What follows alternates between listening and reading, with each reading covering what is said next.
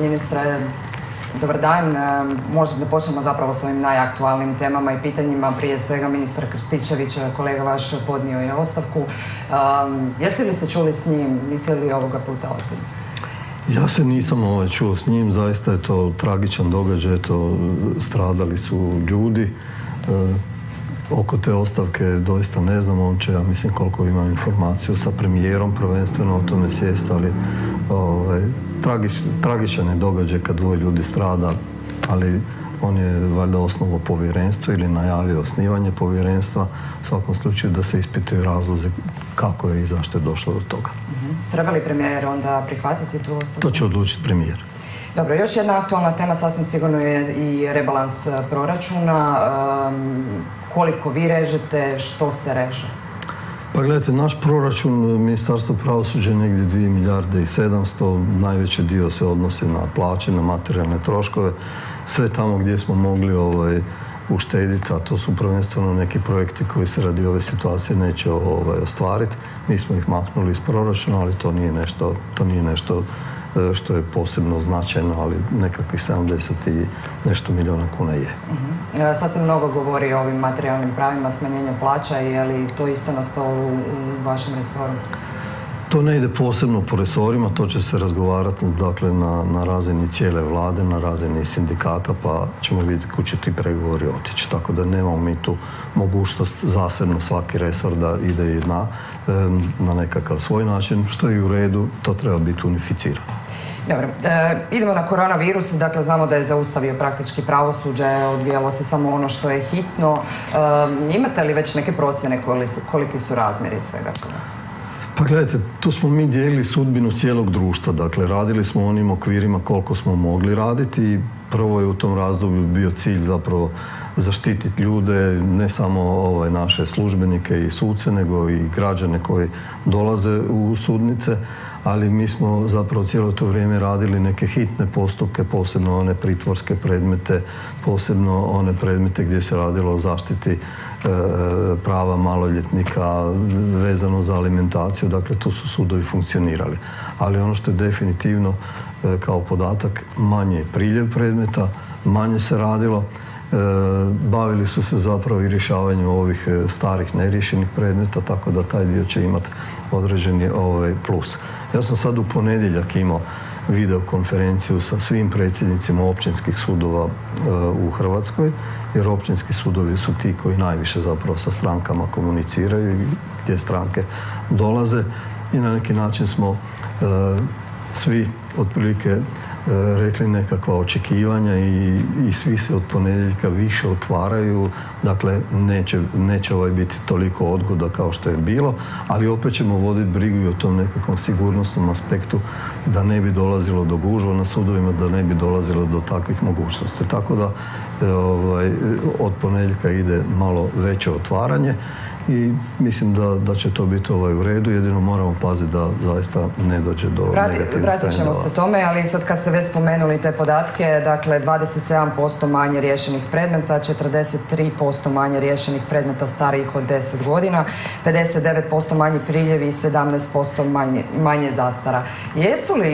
Kakvi su to za vas rezultati? Jeste li očekivali da će možda suci napraviti više? Pa ja mislim da kada sravnimo sve podatke u nekakvom razdoblju, samo u ova 2 mjeseca primjerice sve to ima podatak da je došlo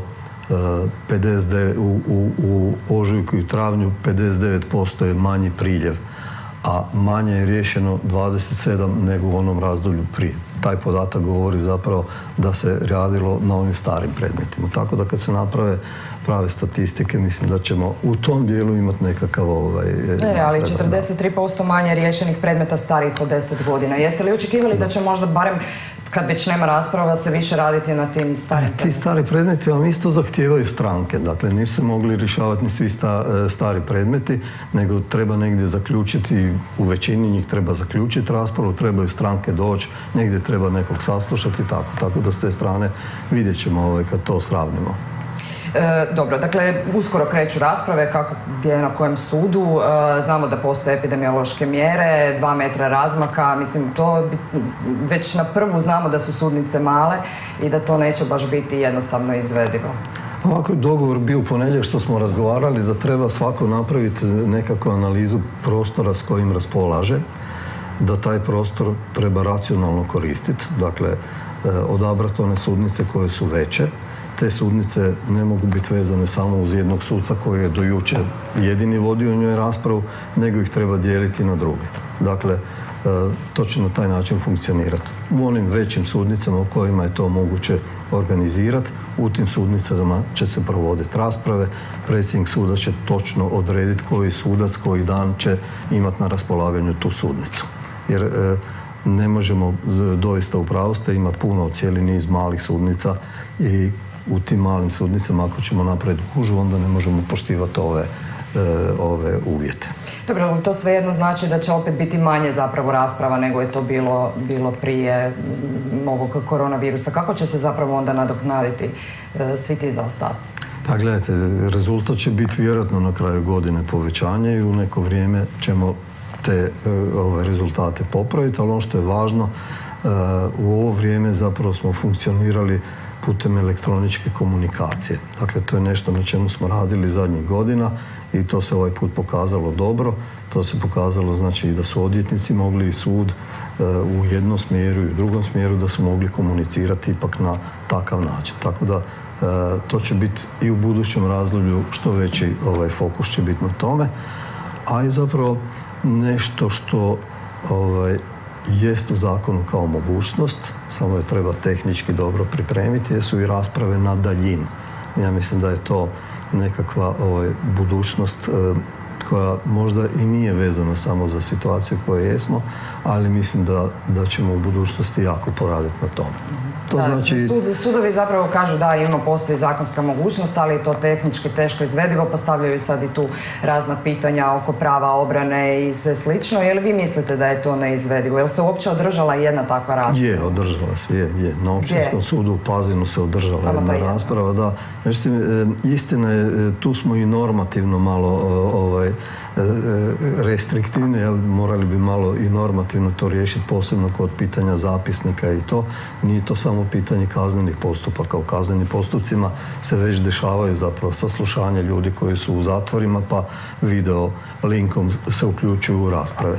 Ali ima cijeli niz mogućnosti da to bude i u građanskom postupku i tu treba zapravo malo na izmjenama zakona raditi, otvoriti te mogućnosti. A što se tiče tehnike, mora biti kompjuter mora imati kameru, mora imati mikrofon, mora biti određena platforma i trebaju, znači, odvjetnici s druge strane također to imati. To je nešto na čemu ćemo poraditi u budućnosti, ali meni je drago da mogu reći da smo u zadnje 2 godine jako razvili elektroničku komunikaciju, gdje nema papira, gdje ima dakle veza također digitalna sa sudionicima postupka i na tome ćemo i dalje snažno raditi. A ovo zapravo treba raspraviti vezano za neke druge sigurnosne aspekte vezano sa raspravom na daljinu, jer vi onda imate eventualno problem sa neposrednošću, sa kontradiktornošću, sa onim pravima na fer i pošteno suđenje, tako da tu treba još malo te korake osmisliti. Možda ići u nekoj restriktivnijoj varijanti. Kada govorimo o nadoknadi, smjenski rad, hoćete li uvoditi? I to je na stolu, jer u ovom projektu, dakle, kad nećemo moći koristiti sve sudnice, i to smo razgovarali u ponedjeljak sa svim predsjednicima sudova, i ta ideja je dosta dobro prihvaćena, da radimo, dakle, vi kao sudac da koristite sudnicu od 9 do recimo 1, a ja onda nakon toga, ne znam, poslije vas isto od 1 pa dalje. To je isto opcija koja je na stolu i ja mislim da će toga biti na mnogim mjestima. Ok, hvala vam na ovom razgovoru. Hvala vam. Evo, bio je ministar Dražen Bošnjaković. Vanja, hvala tebi, hvala i ministru.